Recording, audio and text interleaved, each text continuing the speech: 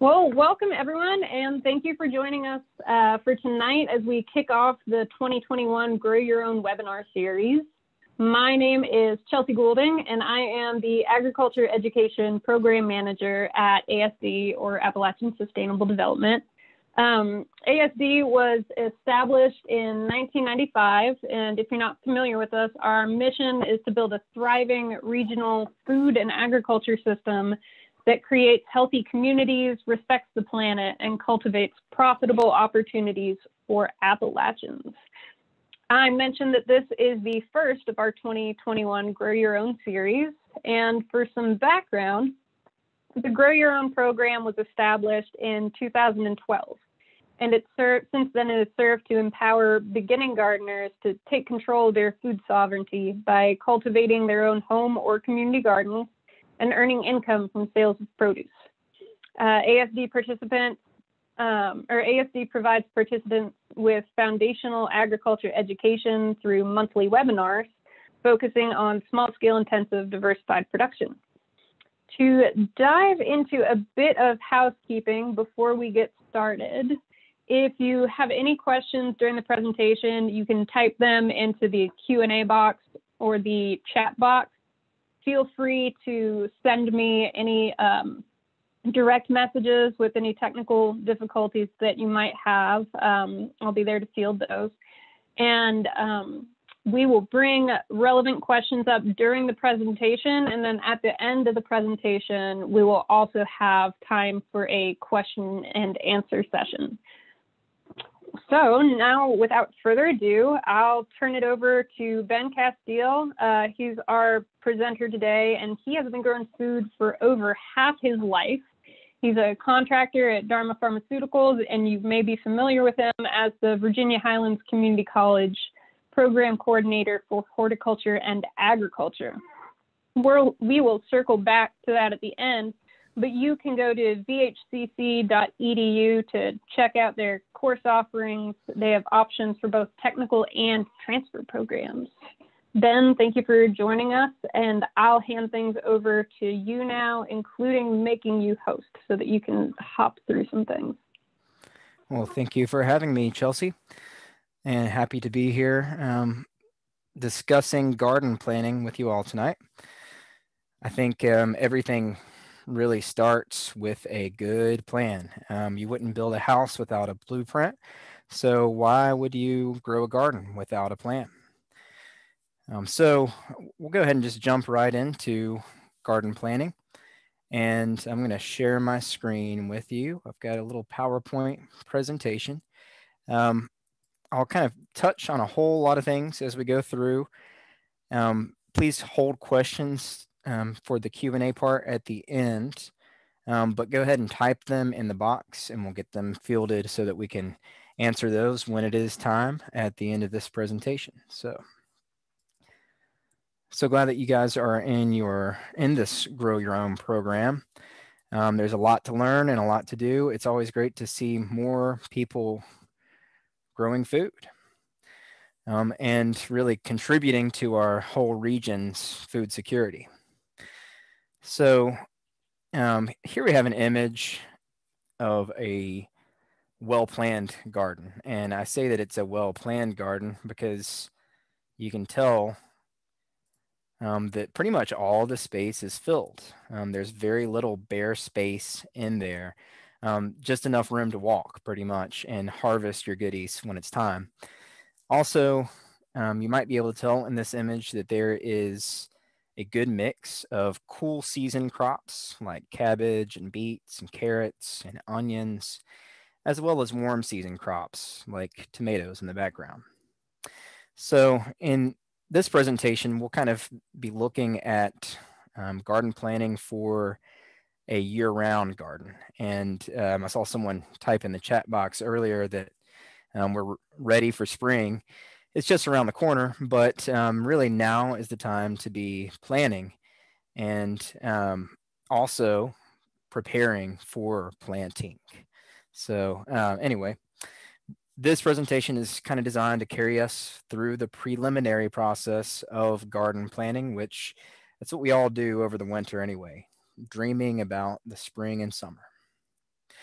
So what we need here is a plan. And a garden plan, I think, includes first and foremost just knowing and balancing your goals. So, what is it that you intend to do with your garden? And trying to locate and design a spot to grow. So, deciding what we want to grow in some ways is like an exercise in gastronomy. Um, if you already have a basic understanding of what you can and cannot grow in your area, then the next part is really just putting into practice what you like and maybe also what your neighbors and other garden partners like, or if you're selling produce, what your customers like. That's always going to depend also on what your site is. So, finding a site to grow or multiple sites to grow, from there, deciding what we want to grow and creating a timeline. Along with the timeline, we also kind of lay out a garden plan and a design. And it doesn't have to be super technical, but these are kind of the two big integral parts that go into creating a garden plan. Some sort of visualization of your plan, as well as the timing of everything. And that's what we really put a lot of the effort into when it comes to planning a garden. So let's talk about goals for a second. And again, what are you hoping to get out of your garden space? And let's think of that in a kind of figurative manner, because hey, there's lots of good side effects, positive side effects of gardening. Garden therapy, for instance. I think there's been a renewal, a horticultural renaissance, if you will, during COVID. So think of that as a way to get out of your house and get your hands in some soil. There's actually some scientific evidence that suggests that microorganisms in the soil actually help to alleviate things like depression and anxiety. So we have the figurative sense of what you hope to get out of the garden, as well as the literal sense. And again, what is it that you want physically out of the garden? Are you looking for high yields? If you're a market gardener, that's probably one of the big things that you're looking for.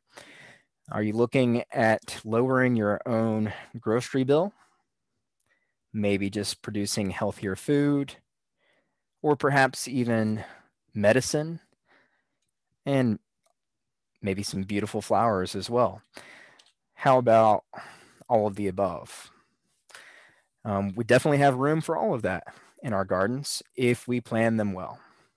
So we want to build these goals into our plan and put a lot of thought into what is it that you want to get out of your garden. So let's think first about what to grow. And first, we might just say what we like to eat or what we like to see in terms of flowers, beauty. And from there, we have to think about what is practical to grow. First, within your own ability, you probably don't want to start right out of the bag growing a difficult crop. Also, though, what fits into your time frame. So, if you plan it well, then you really can grow food in 4 seasons, but it does require a lot of effort in terms of the planning.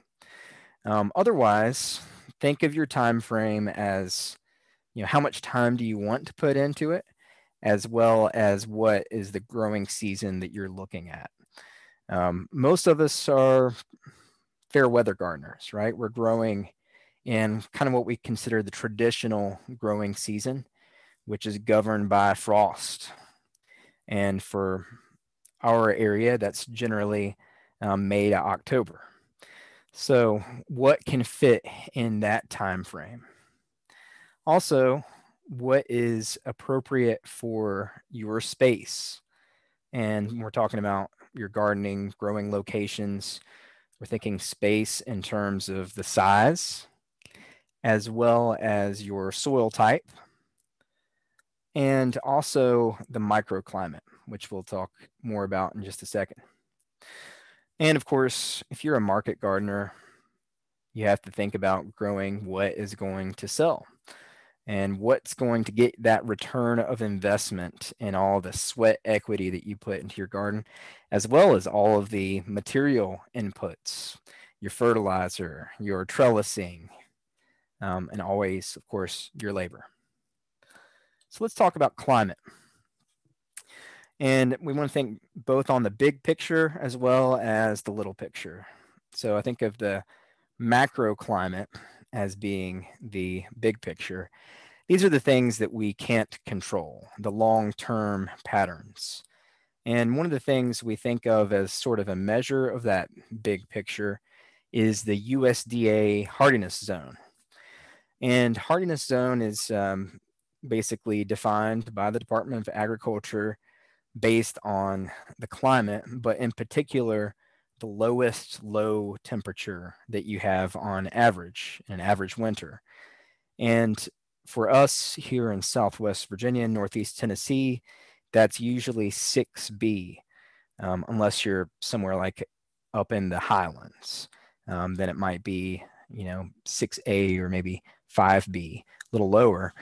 But that 6B means that the average lowest low is 5 degrees below zero. So any perennial crop, any plant that could not survive below that -5 degrees, that would be killed by that, it is not hardy. So that hardiness zone is good to think of in terms of things like fruit trees or maybe blueberries, strawberries, maybe some varieties of things like figs. We're mostly thinking of the perennial plants, the trees, the shrubs, etc. When we think of most of the crops we traditionally grow in our garden, we're thinking more of how that growing season is determined. And it is determined by frost primarily. Of course, in this case, we're thinking of hardiness as being how much cool weather can a plant tolerate? How much frost could something tolerate? The other thing that we think of on the big scale is just kind of precipitation patterns, natural rainfall. So these are all the things that really kind of go into our big picture, things that really we have no control over. The microclimate, on the other hand, are the subtle nuances in your particular site. And there are some general considerations when we think of microclimate. And first, I'd like to think of the cardinal directions and how they affect your microclimate based on maybe what side of a house you're growing on. So, of course, if we have things growing on the east side of a house or maybe the eastern part of your garden, then they get more morning sun. The west side, we get more afternoon sun. South-facing areas are going to warm up more quickly and also kind of generally stay warmer throughout the day. The north-facing areas are cooler and hold more moisture. You may have heard that old adage that moss only grows on the north side of a tree. That's not entirely true. Moss will grow anywhere where it's cool and wet enough, but that generally is on the north face because that's where moisture is stored the longest because it has the least sunlight. So these are things that we're thinking of when we look at the microclimate. And there are definitely a lot of ways that we can kind of influence the microclimate in your site. Things by like using thermal mass, things like brick walls or exposed dark soil. We also want to look for things like cool air sinks. And that can kind of be of a positive and a negative thing because cool air sinking in a place could be a great place to grow greens in the summer, but it's probably not a great place to grow greens in the winter. We also want to take a look at things like your shade lines and prevailing winds in a site. So where does the wind usually come from? How does that change throughout the season? Where is light being blocked in the summer versus in the winter? So these are all things that we think of as our microclimate.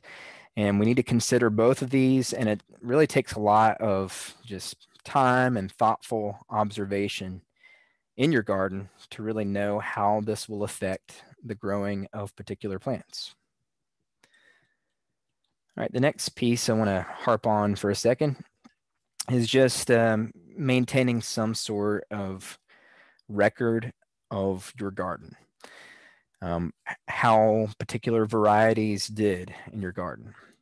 Generally, we want to keep this simple because if it's simple, then it's sweet, it's easier to remember. It's always easier to remember if you write it down. So we're going to use our garden record, a garden journal, just as a blueprint for our next gardening season or the next year. So this is where we get a lot of the information that really will help us to develop a good plan year after year. So just think about that. Keep notes. Actually just got a little voice recorder. It's like the size of a pen. That way I can carry it around with me everywhere I go and say, note to self. Mortgage lifter tomato did really well in this row. You get the picture. Make notes of everything because it will come in handy in the future. And along with keeping a garden record, I think it's a good idea to always make a garden checklist. Just as a way to remember what you need to do and when you need to do it. So one of the things I like to do is create a planting table and use that as a guide. And we'll think of the planting table as what we grow kind of in chronological order. Which crops are we sowing first by seed? What is next to plant? When are seedlings transplanted into the garden?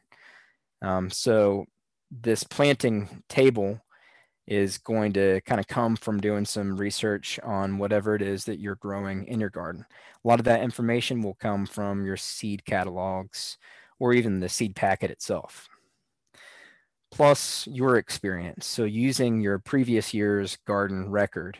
And maybe you didn't keep records last year, but you have some things in the back of your mind that you know that you want to incorporate or you know that you want to eliminate. So those are good things to kind of keep in check with your garden checklists. And we might think of doing this checklist by the month or by the week or by the day. Typically, when I try to make a checklist or a to-do list every day, and you should have one just for your garden too. So that might include something like, I want to pull the weeds in this row, which if you're growing a garden and you haven't put a whole lot of work into mulching, then you're going to have a lot of weeds to pull. So that might be something you want to do every week. Okay. So let's think about the actual garden itself and choosing a site to grow in. I want to think about sun and shade because they sure do matter. So first, sun, of course, is kind of our primary garden producer, right? All plants photosynthesize, so we have to have at least a particular amount of sun to be able to grow anything. Shade matters as well, though. So they both affect the performance and yield of your food crops, whether it's a heat-loving plant or a cool-loving plant.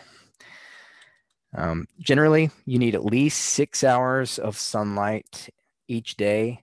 Ideally, that's direct sunlight.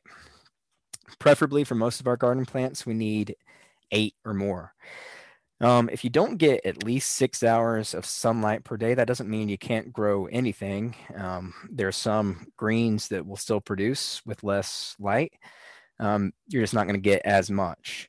So if you have less than 6 hours of sunlight, I might suggest growing mushrooms or finding a different place. So keep that in mind. Ideally, we want full sun for most of our garden crops. You also have to think about, if you're going to be growing in multiple seasons, planning for seasonal variation. So how does the sun and shade angle kind of change throughout the year? There's some simple sun calculators that you can get at most garden stores, as well as you can look at shade lines online using things like Google Earth, or there's also some calculators that will even try to do that for you, just basing it on things like Google Earth. But what we really want to look at in terms of just kind of the personal physical inventory and observation is, where are the trees and shrubs? First, we want to know because they will cause some unwanted shade, and that's going to change seasonally, of course. In the summertime, sun is more directly overhead, so it casts a little bit less shade. In the winter, it's critical, though, because being lower in the sky, if you're trying to grow, you need to make sure that that light is still hanging around. The other thing that trees and shrubs can do, though, is provide some competition for both water and nutrients. So just as a general rule of thumb, we say that you want to site your garden at least 10 feet away from any tree or shrub, preferably 15. And I know some of you out there might be agroforestry buffs. There are definitely some crops that you can grow closer to trees, but generally we want to think of growing our kind of traditional garden crops at least 10 feet away from any tree or shrub. And that's not just due to the shade and competition for water and nutrients, but it's also due to things like the phenomenon known as allelopathy. So this is a black walnut leaf and twig pictured here. And of course, the nuts. Black walnuts are notorious for stunting gardens because they give off this chemical called juglone, which stunts certain crops. So that's another thing you have to think about. Black walnuts are the primary tree that we think of for doing that kind of chemical phenomenon. But it's just something to keep in the back of your mind. Usually 10 feet from a black walnut and you're okay. All right, let's think about the other physical aspects, the microclimate here, the air drainage in your site. So low-lying areas can be subject to both unseasonable frosts as well as waterlogged soils. So low-lying areas aren't necessarily somewhere that you want to avoid, but you need to kind of think about custom tailoring a crop for those areas. You don't want something that is tender to frost to be planted in an area where you might have a late frost. So this is really a good time to be looking at that while we're still kind of in the middle of winter. Go out next time it gets below freezing and see where that frost kind of melts off last. Those are usually the areas that we want to avoid. The waterlogging of soils will prevent you from being able to prepare your soils and plant in them for quite a long period of time in some cases. So they're not necessarily areas that we want to avoid. We just want to put our cool weather loving crops in those places. Also, wind protection is desirable. So sometimes we do want trees to be a shield from the wind. Generally, if you're at a higher elevation, you're going to have more wind exposure. So if we have protection from the wind, then that prevents physical damage to the plants. And it also reduces water loss to a pretty good degree. A little bit of water loss isn't necessarily a bad thing, but excessive water loss due to high winds will reduce your yields. Also, with wind protection, we're able to preserve any heat that could be lost through transpiration, which that's just plants breathing, basically, losing that water vapor through the leaves. So in doing that, they lose a little bit of heat too. If we have wind protection, then we can preserve some of that heat. All right, next, water. Thinking about the elements here, we thought about light, thought about air. Now we need to think about water, of course. All of these are the kind of primary things that your plants need to grow. So whatever water source you're going to be using, be sure that you have it close to your garden. And really, it's probably ideal to think about using all of these. A garden hose to do some hand watering, maybe sprinklers that you can move in and out of the garden to different places, especially if you have lots of small seeded crops in an area, things like lettuce or carrots, things of that nature. For larger plants, drip irrigation is great, and I would definitely advocate for that because it can be a huge time saver, and it doesn't cost too much or isn't too difficult to install. However, it does represent an extra cost and a little bit of extra time to put it in. Finally, of course, rainwater. And I think we're blessed in that we live in a part of the country where we can grow a garden just purely off of rainwater. Generally, we tend to have over 40 inches of precipitation per year. However, some years we have drought years and we don't get that precipitation the time that we need it. So rainwater is great. And it seems like your plants grow better from rainwater than any of these other types of irrigation. But we don't want to rely on it primarily, especially when you're first planting your crops, getting those plants in the ground. They need water to get established. So think about using a garden hose and sprinklers and drip irrigation to get them established. And then beyond that, some crops you might not have to water at all. Just depends. The kind of very general consideration here is that plants need at least 1 inch of water per week for most of our crops just to maintain growth. To really get into yielding and fruiting well, we're talking more than 1 inch of water per week. So if you're relying on rainwater, you need to think about having some sort of rain gauge in your garden and ensuring that you get that kind of minimum. We want to make it easy and simple. So keep your water source nearby and easily accessible, and make sure that you have enough hose to reach those corners of your garden. All right, next, let's talk about the other element, soil. And we want to do some research and testing here. Generally, we want this kind of what I think of as almost like a mythical creature, this well-drained but moist soil. That's kind of what all plants do best under. Does it really exist?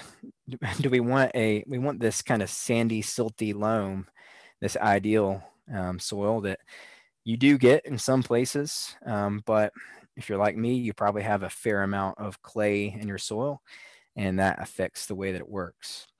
So there's all kinds of soil tests that you can do out there, and I think one of the best things you can do is send off a soil test to a testing laboratory, which Virginia Tech has a great soil testing laboratory. You get these boxes from your local cooperative extension agent, fill it up with a representative soil sample, and they'll send you a report back saying what kind of fertilizer you need.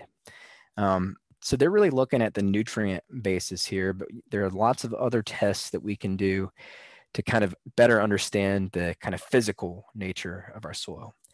And my favorite is the jar test. Get this kind of representative soil sample, which basically means that you're not just going to dig it from one place. You're going to choose about 5 or so different spots, kind of randomly picked in your garden, mix that soil together, put it into a mason jar, fill it with water and a little bit of dish detergent or laundry detergent. Shake it up real good for a few minutes and let it settle. And as it settles, it will tell you how much sand, silt, and clay you have in your soil. Clay is not necessarily a bad thing. Sand and silt are not necessarily always good things. We really want a good even mix of both. The downside about that is you can't really change your soil in terms of a large scale. On the garden scale, the best thing you can do to make your soil better is add lots of organic matter. And the best thing you can do is add compost. So anyway, get off my soil topic here for a second. If anybody has any particular questions about soil, we'll talk about them later. But back to the other part of the research, which first is just from your seed catalog.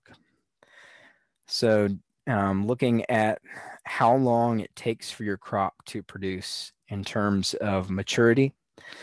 And that's usually listed in the catalog or on the seed pack.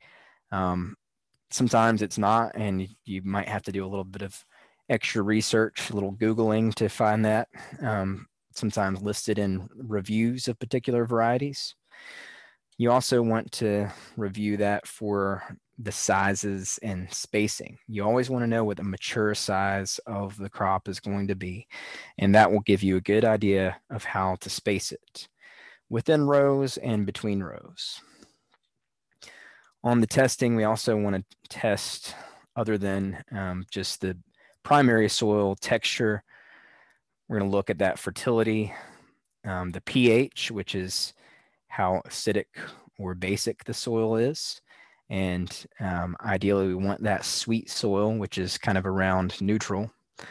So there are different things that we can add to increase or lower the pH. Generally, if we add things like organic matter, such as leaves or grass clippings, compost, finished compost is the best thing to add here. That will help to bring that pH closer to neutral, to a 7. Anything below 7 is a little acidic. Anything above 7 is more basic. And in general, most of our garden plants do best around neutral. Some things do a little bit better on the acidic or basic side. For tilth, we're just talking about good, loose soil. And there's a lot of different ways that you can get good tilth, but the best is to add plentiful amounts of organic matter. Can't say it enough. The OM in there.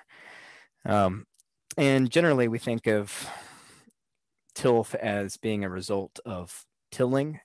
However, I'll just say that generally we do want to practice some tilling in the beginning, but kind of slowly move away from tillage, because the more you till, the more you break down the soil. When you break its structure down into smaller bits and pieces, it's good for the first season.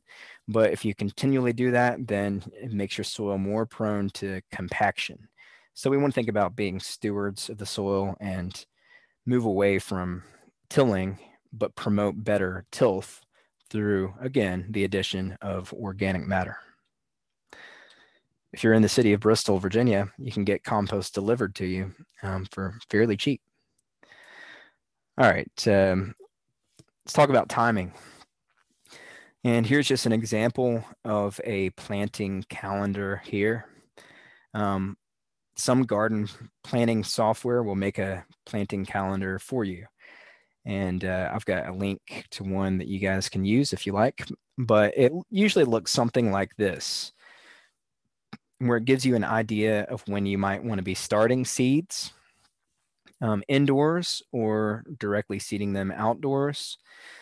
And we really want to always look at this kind of when to start seeds, when to plant or transplant outdoors, and also when to harvest, and kind of lining these things up. I have to criticize this planting calendar a little bit though, because I don't know about you all, but if you've made a good plan, you should be able to be harvesting greens especially and some other crops into November and December, and maybe even January and February. You might have already started some seeds. We've already planted a lot of onion seeds to get them started. So don't be limited by what the conventional wisdom will tell you. We can grow year-round. So we want to think about direct seeding and transplanting. Transplanting is a good way to get a jump, but it's not always practical. Direct seeding is just as it sounds. We're putting seeds right into the soil. Transplanting is where I'm going to start those seeds indoors and then move them out. So if you're purchasing plants, then trying to look at when you're going to transplant them. Again, think about the growing season and seasonality. And I want to get a little bit outside of the box here because we generally think of growing season as those kind of last and first frost dates, which kind of for Abingdon, Virginia, where I am, they usually say that last frost in spring is around Mother's Day, around May 10th. And that the first frost in the fall is usually around October 10th. If you kept good garden records, though, then you know that this is kind of a crock because there are many years that we have our last frost much earlier, sometimes as early as April 10th. And then there's also been many years where that first frost is much later, sometimes even into November. So also, we don't want to just limit ourselves because this is really just looking at the warm season crops. So we want to think both about cool season and warm season crops. And just know that, I mean, really, if you planned well, you could still be harvesting today. So definitely use the seed catalogs as a guide. Don't always let them tell you what to do. Appalachian gardeners have a lot of ingenuity, and you can get outside of the box. However, I also have to say, don't get too far outside of the box because there are some things that just don't make sense to try to do. I wouldn't recommend trying to, grow warm season crops much outside of that window, unless you have like a greenhouse, for instance. So even then, it just requires so much energy to heat that it really, unless you want $24 tomatoes, there's not much of a point in trying to grow them, in the winter.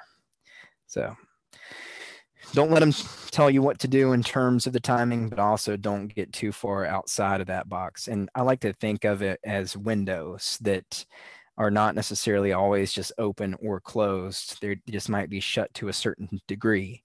You can't plan it unless you have some sort of way of extending the season through things like row cover or just using things like black plastic.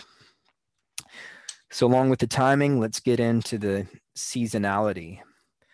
We don't necessarily just have the one growing season. If you expand to think about growing cool season crops, and we think of the cool season crops that kind of their optimal temperatures are kind of around the 50 degrees mark.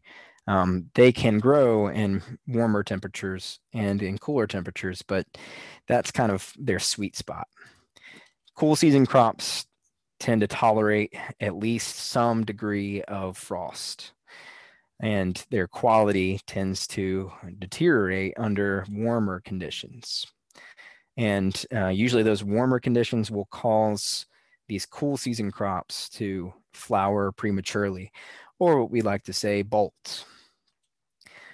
So cool season crops are things like most of our leafy greens, like lettuce and some of our cole crops, peas, spinach does best in the cooler months.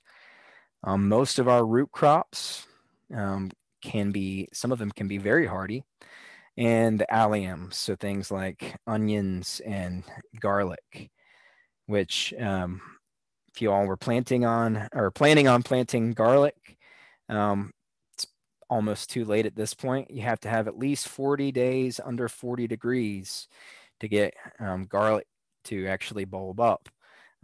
We might be able to get that now, but I hope that we don't. So anyway, it requires planning, right? So the alliums are cold hardy once they developed. And that's another thing to think about on this seasonality. And with the cool season crops is that, yeah, they can handle some frost only if they're well developed. If they've got a good root system and some leafy growth above ground, then usually they will tolerate at least some degree of frost. We have some kale in our raised beds at the community college that we haven't covered whatsoever, and it's still green. Actually, it's kind of more of a shade of red or purple, but nonetheless, seasonality is everything, and it's going to affect our timing, and we want to plan to grow outside of just what we think of as the warm season. Speaking of warm season, those warm season crops with season extension techniques can be planted outside of that window of frost dates, but generally they develop best at air temperatures and soil temperatures that are greater than 50 degrees. Most of them won't germinate if the soil temperature is below 50 degrees, or they'll take forever. Like pepper seed, gosh, can take forever. All of these crops are killed by frost, so you can't really let them get anything more than a very light frost. So generally, our cool season crops are those that developed in temperate parts of the world, and our warm season crops are those that developed in the tropical parts of the world or subtropical. So beans, tomatoes, peppers, eggplant, sweet corn, and a lot of other grains too. And all of our squashes, melons, the cucurbits. Let's get to timing. More on timing anyway. We want to think of not just what can I plant when in terms of temperature, but also what occupies that space for how long. So what are short season crops and what are long season crops? And then we might even think of the quick season crops. Radishes, lettuce, and peas are things that, depending on what you're harvesting and how big you want them to be, can produce within a month or so. So especially if you're thinking of like baby greens. So those are the quick crops, things that we can put in almost like as a placeholder. Our short season crops or the other leafy greens, says carrots here, but only particular varieties of carrots really fit in there. Some carrots are much longer. Turnips are fairly short season. And then cucumbers, beans, and summer squash. These are all things that I think of as something that you don't just plant once. You plant 1 week, come back another week, plant again. Our long season crops are things that take a long time to get to maturity, but also most of these we want to transplant. Tomatoes, peppers, eggplant, and sweet potatoes. Really, I mean, you can't grow those from seed, direct seeded into the soil in your garden. You generally need to transplant these. Sweet corn is something that you can transplant or direct seed. Winter squash is best transplanted, best direct seeded, but can also be transplanted. Either way, these are things that generally take 60 plus days to mature, and in some cases much longer. Like tomatoes, the seed packet suggests 6 to 8 weeks before the last frost that you want to plant them indoors. Getting close to that time. Peppers, I usually think of as 8 weeks or more. Eggplant, same deal. Sweet potatoes, growing those from slips. So you want to plant those indoors early as well. All right, so successional sowing is, just as I mentioned earlier, with the cucumbers, beans, summer squash, leafy greens, some of your root crops. You plant them once, and then you plant them again. Ideally, we want to try to stagger the planting of them so that we're able to also stagger the harvest of them. So we're not getting everything all at once. We also need to think about timing in terms of the life cycle of plants.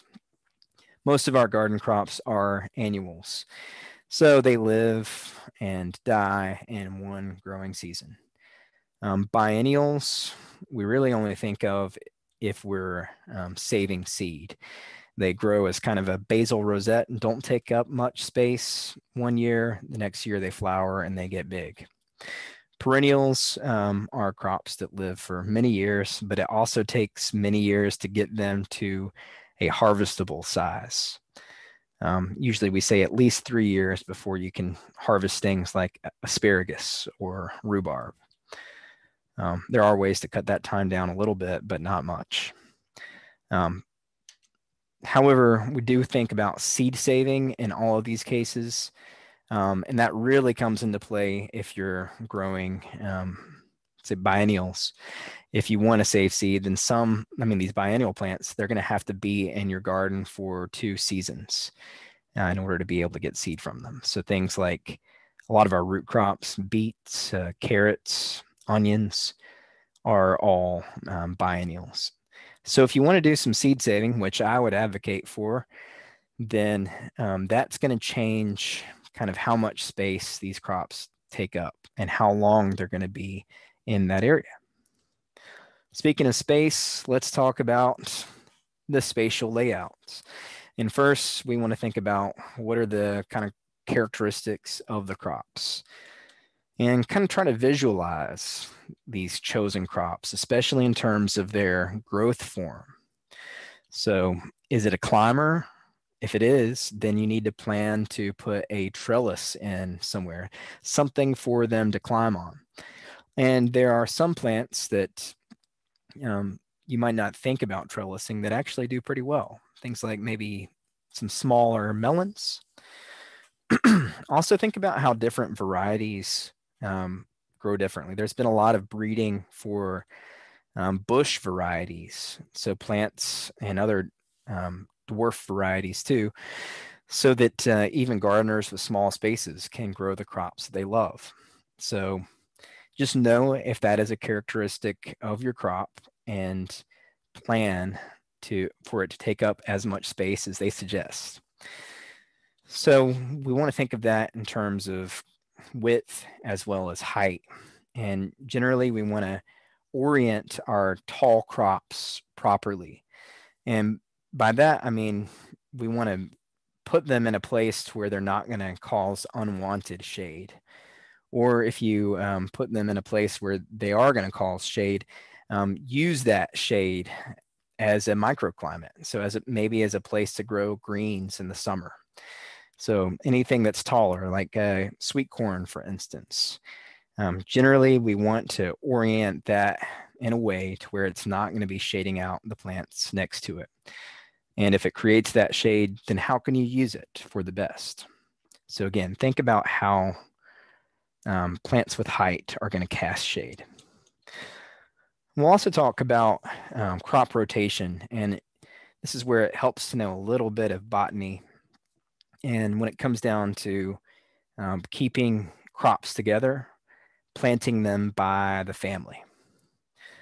So we'll designate areas for different crops and thinking here of the seasonality, whether it's a cool season crop or warm season crop, planting those together in places that they like, as well as what is that mature crop size. And that's always kind of what I base my spacing on, is how big is this plant going to be at the end of the growing season. And I want them almost, but not quite touching in order to maximize space and not sacrifice yield.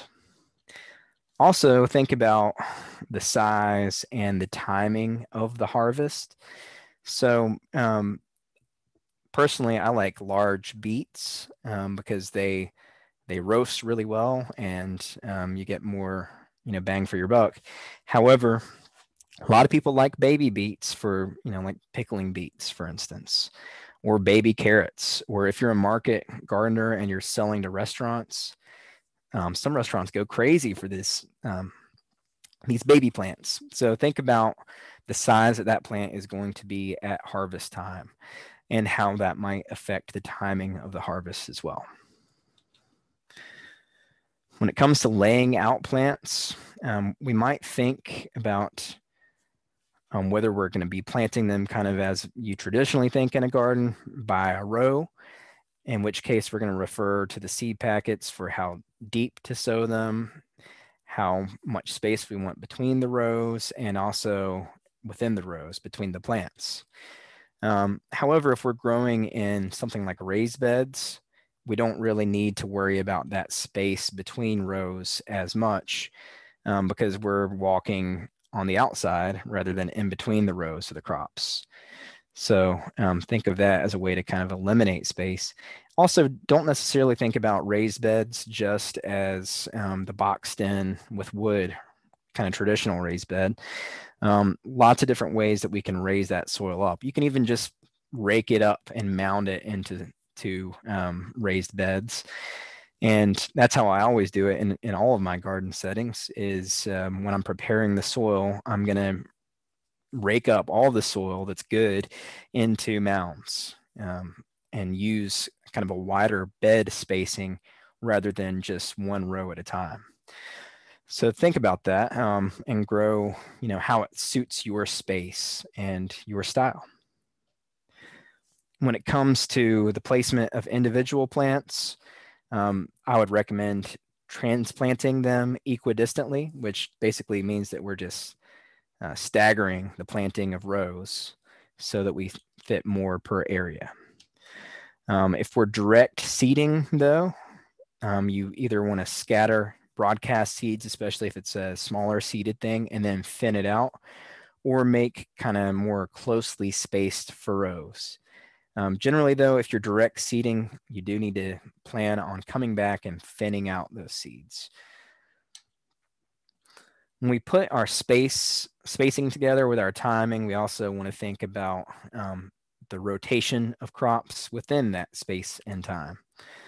And crop rotation is really based on kind of the botany. So keeping crops that are in the same family together because they need the same growing conditions. They're generally planted at the same time. They have the same nutritional requirements, and they're bothered by the same pests.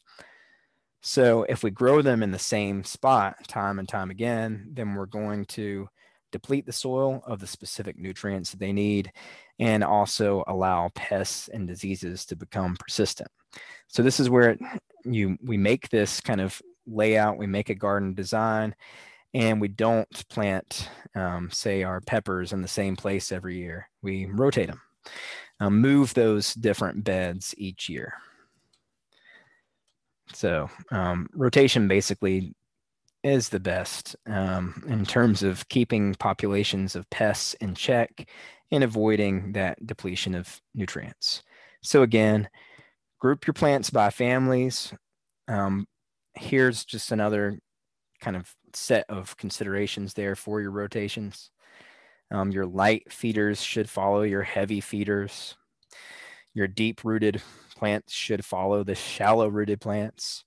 And generally, you want at least 3 years between planting the same family in the same bed. There are lots of other considerations when it comes to crop rotation, and I would just suggest that you guys do some research on different crop rotations that are proven to work.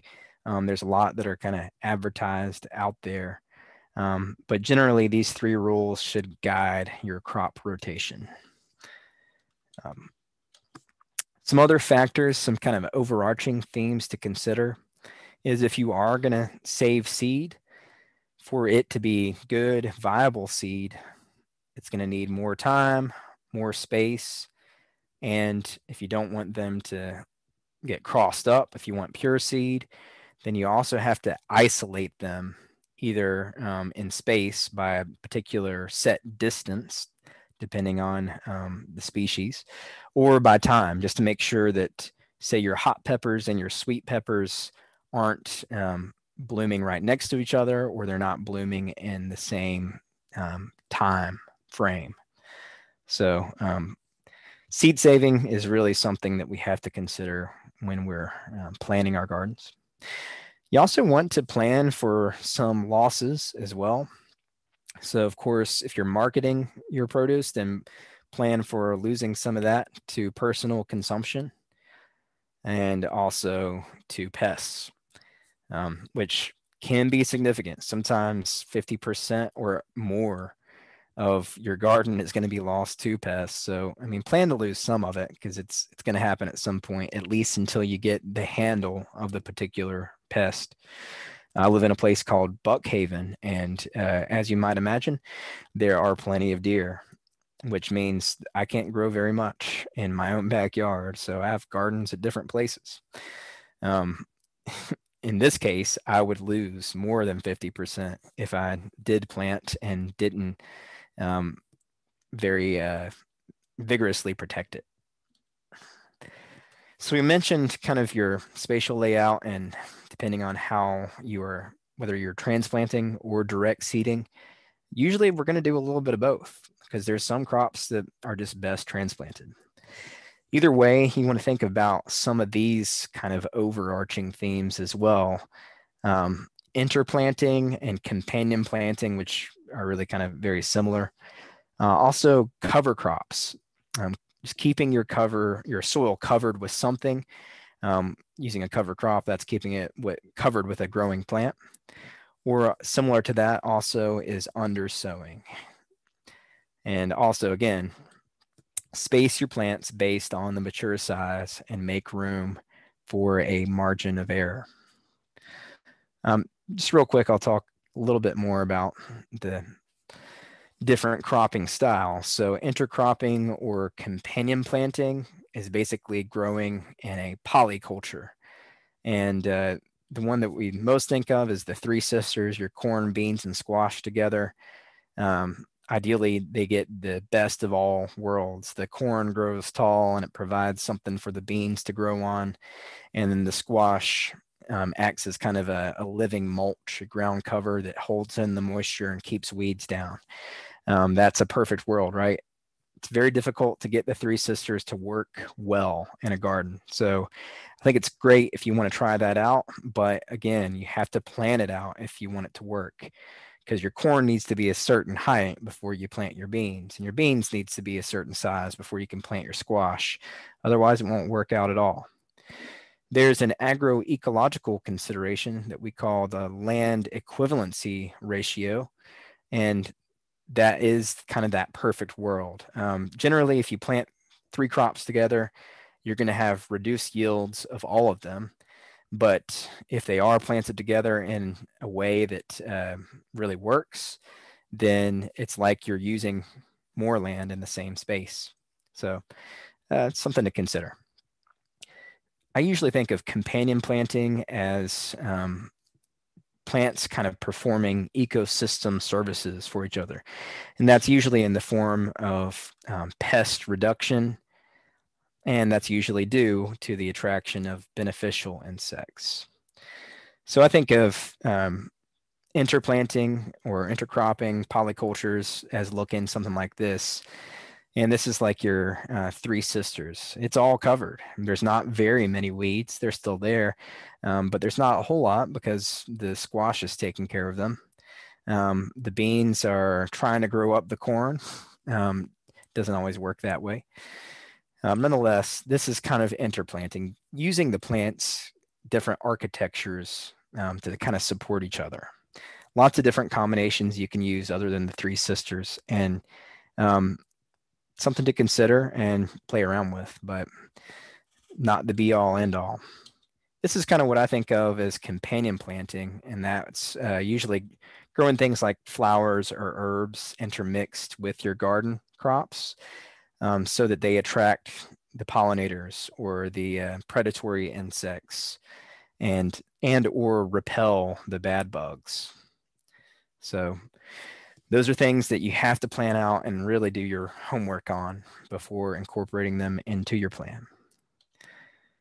For cover crops, we just think of it as using plants to keep your soil covered because it can stabilize, but also aerate the soil. And it can also preserve nutrients as well as, in some cases, and if you do it right, add nutrients and organic matter to the soil. You can grow your own mulch. Also, it can attract and provide habitat for beneficial insects, can kind of work like companion planting, and prevent or repel some pests as well. However, for cover cropping really to work, you need to properly plan it to fit in and not interfere with production. And this is what I think of as some good looking cover cropping. And you can see here in this image below that a good cover crop has a mix of plants in there. So usually a good mix of grains and legumes like rye and pea or vetch in there can perform all of those different services and keep your soil covered. If you don't cover your soil either with a cover crop or with mulch, then weeds will grow. Last thing I wanted to mention here on the cropping style is undersowing, which it's kind of another sort of advanced technique, but usually we think of this as kind of taller crops like corn being underplanted with a ground cover so that it sort of acts as a living mulch, but also other than just preventing weeds growing, it will also preserve some moisture, and when it dies back, it'll be adding organic matter to the soil. So Elliot Coleman talks a lot about undersowing in his books. Check them out. All right, finally, talking about some planning tools. So how do you visualize this anyway? Well, of course, you can use pencil or pen and paper. I recommend the pencil because you can erase it. And that's great for most people, just doing it on pen and paper, just to be able to visualize that. I like to use spreadsheets, so using Microsoft Excel as a way of kind of putting all the information that I get from the seed packets in one place, and also kind of visualizing the numbers. So if you like spreadsheets, it's a great way to kind of organize your gardening information in one place. And then there are also a whole bunch of different garden design apps out there. Some are free. Most of the free ones aren't great. But just by participating in this webinar, I'll happily give you access to our Grow Veg Garden Planner subscription. And you can find this through Southern Exposure Seed Exchange. We have an educational account. So if you just go to Southern Exposure's website and click on the Try Our Garden Planner, it'll give you a little link to click on to log into it. And it'll ask for an email, but if you just put in VHCC Hort and the password capital VHS lowercase EEDS 1 exclamation mark VH Seeds 1 exclamation mark, then that will give you access to their garden planner, and it's the best that I found so far. And it's free to you because we're paying for it for you. And there are plans on there. We can have, I think, up to 100 plans. So I don't think you guys are going to bog it down too much for us. It will include just the web-based garden planning software, which is fairly simple to use, but they have a bunch of video tutorials on how to use it on there as well. They're printable designs, and it will even make a planting table for you. And also it gives you an option to have a garden journal and some other tools in there that are pretty neat. So check it out and feel free to use that if you like.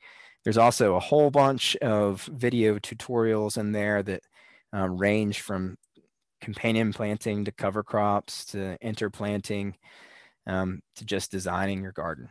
So lots of great videos with that Grow Veg garden planner. It's called Grow Veg because it's made by some British people, and instead of saying vegetables, they just say veg. Anyway, check out the Grow Veg garden planner. It's It's great to use for planning your garden and designing it, but it's also great to just watch those videos and get a kick out of the British humor.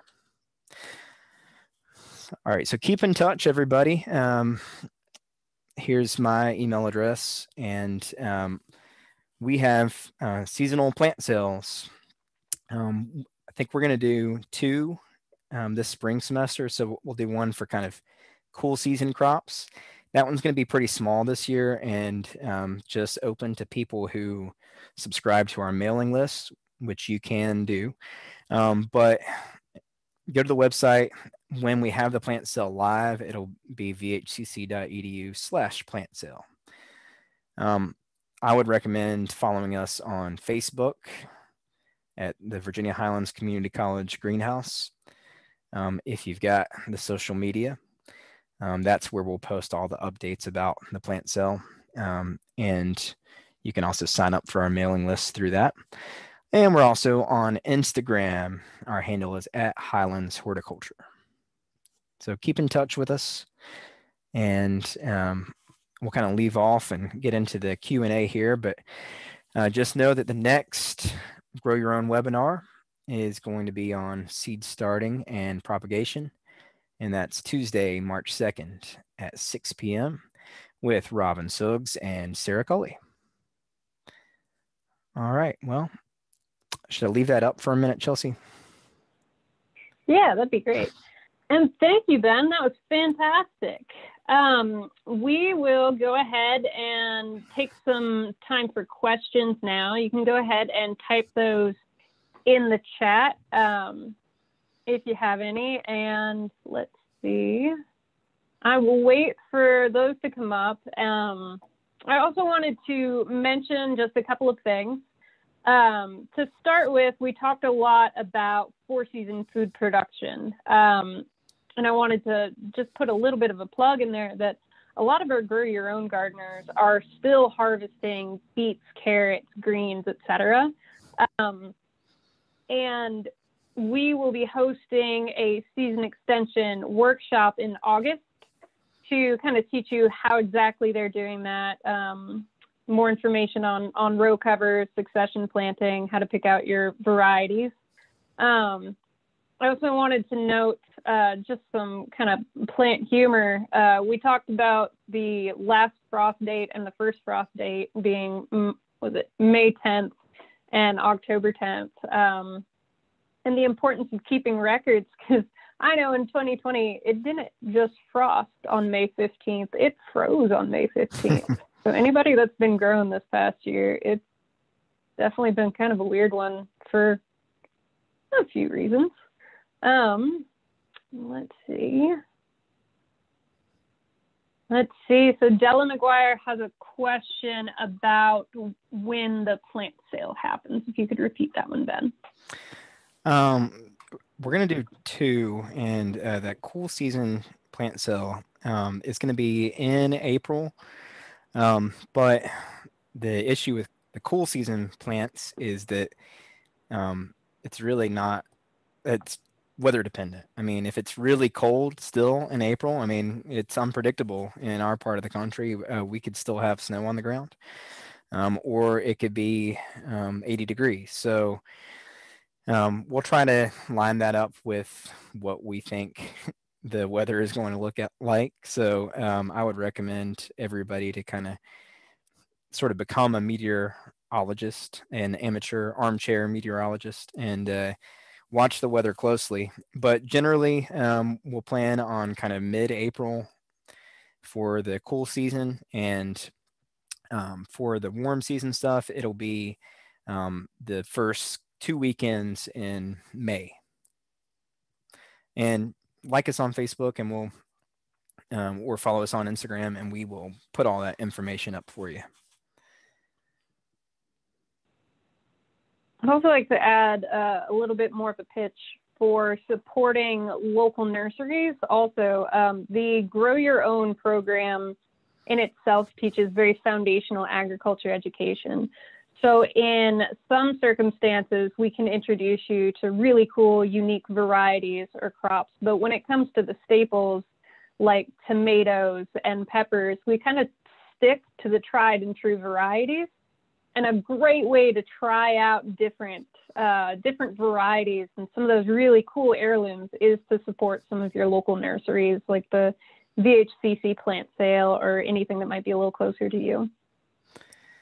Yeah, and I'll add to that on our plant sale, of course, to put in a plug for us because we try to sell them at a very reasonable cost, and it goes into supporting student programs and just improving the greenhouse and horticulture program altogether, but also into getting better selections for each subsequent plant sale. So the more you support it, the better it will grow, just like with plants in your garden.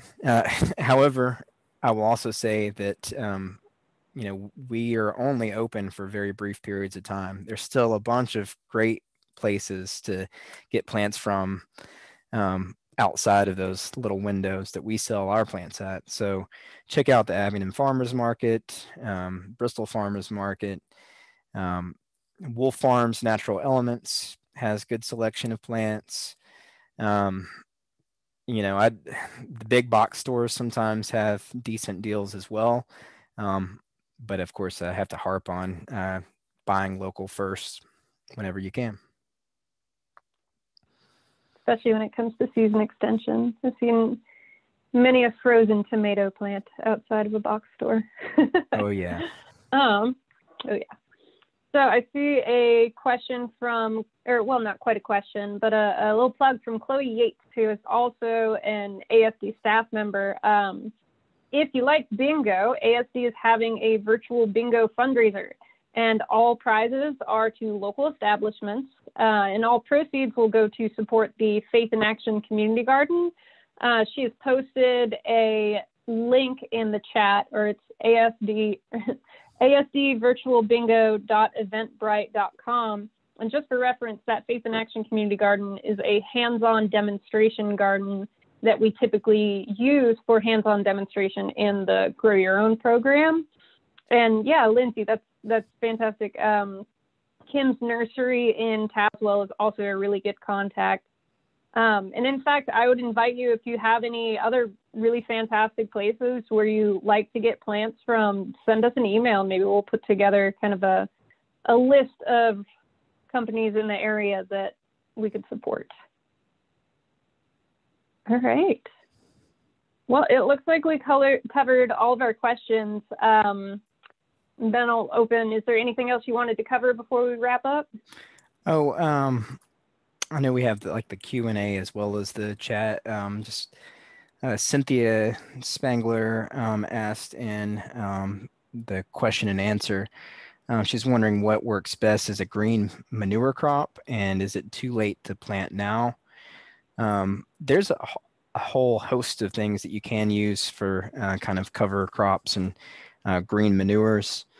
Generally, if it kind of depends on what you're trying to do. If you're trying to add organic matter to the soil, then the best thing to do are the grains, things like winter wheat or winter rye, spring wheat. If you want to try to add some nitrogen back to the soil, then you want to do legumes. So that's like the vetches, and peas and fava beans, clover. Those are kind of our choices for good legumes. Most of the legumes are warm season, other than I think fava beans, and the grasses are mostly cool season. There's some that are warm season as well.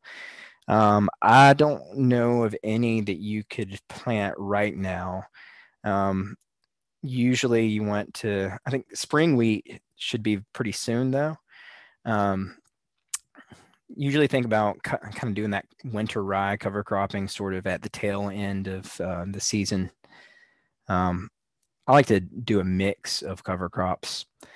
Probably the best people to talk to, I think the people at Wolf Farms Natural Elements. It's a store in Abingdon. They sell lots of cover crop seed, and they would be the best to advise you on what you could plant when. But they do just a great job at cover cropping at their farm. So check them out. And there's all kinds of great sources online for planting green manures.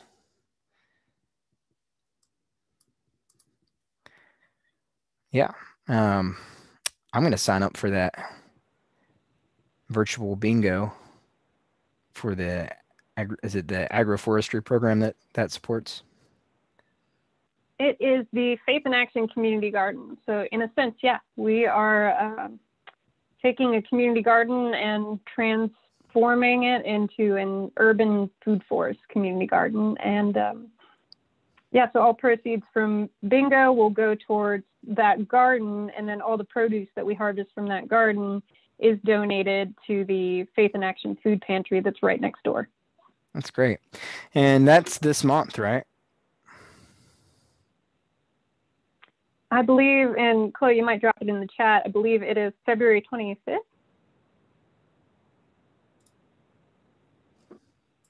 Yes, February 25th at 7 o'clock. All right. I'm going to sign up. Love a good game of bingo. I'm going to sign up so you can quit emailing me, Chloe. Just kidding. All right. Well, let's see. If we don't have any more questions, that was a great webinar, y'all. Thank you so much. We really appreciate you being here and taking the time to join us. Be sure to follow ASD and VHCC on social media. Keep an eye out for those upcoming plant sales. We'll be posting our monthly webinars. And maybe if we can do it safely, we can get some hands-on demonstration opportunities planned for this year. So thanks again for joining us today, and we'll see you next time. Happy growing, everyone.